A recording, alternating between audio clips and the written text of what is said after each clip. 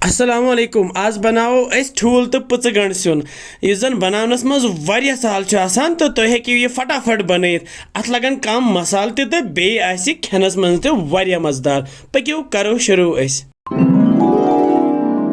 ठूल तो पच गंड सिन बनाने बापत छ मे निमुत ये आख पाव अलावे ये पच गंड तो बेच मे निमित यम चोर ठूल तो यम पच गंड यम जन छ मे तरने आब सत असल पट साफ करमित वन कतरावो अस यम पच गंड येमि श्राप सत करहोस न्युक न्युक यथ कन ये चटहोन अस न्युक न्युक ज्यादा योट चटहोन न के वशिव सा युथुय छ ये निकराउन तो यह निकरावित त्रो अस बानस मज तैयार तो वन क्या करो वन अनो ब्या बान तो अत मज फुटरा वन ठूल ठूल चोनवे फुटरावक बह अत मज तो ठूल फुटरावित क्या कर बह यह त्रा बह नून चमच ओड़ त्रवित दिम बह यथ वन छक तो यह सही छक दिन तो छक लगित क्या कर बह यप जोल मे गैस पे थो मे तव तो ताय मज त्रा बह वन तिलस 3 चमच यम रिफाइन तेल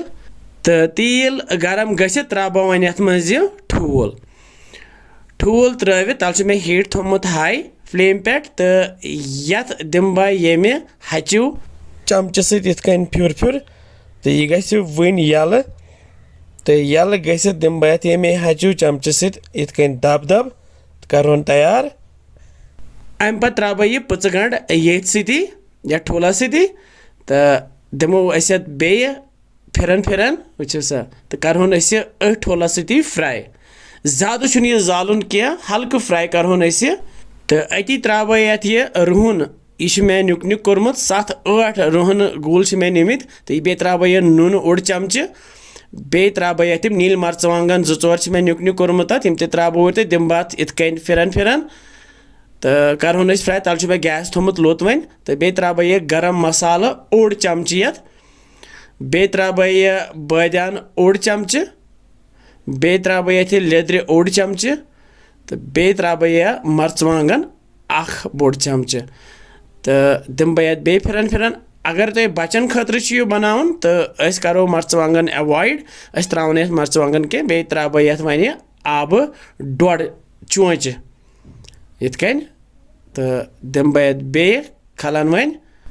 करन बह यह असल पे मिक्स ताकि यम सारी मसाला रलान यथ तो वन क्या कर बह वन त्रा बह यथ यह मीट यह मे मीट पाउडर तो यह त्रा बह यह इत कन छकरावित तो दिम बह बे खलन तम पे क्या कर बह पे थवा ढकन तो तल थो मे गैस लोत तो करो अस तैयार यूत कालत आब श्रपि तो क्या काल गसित तुलो अस ढकन थोद तो माशाअल्लाह यह वन तैयार गोमुत तुम वुचान आब श्रप्योमुत तो और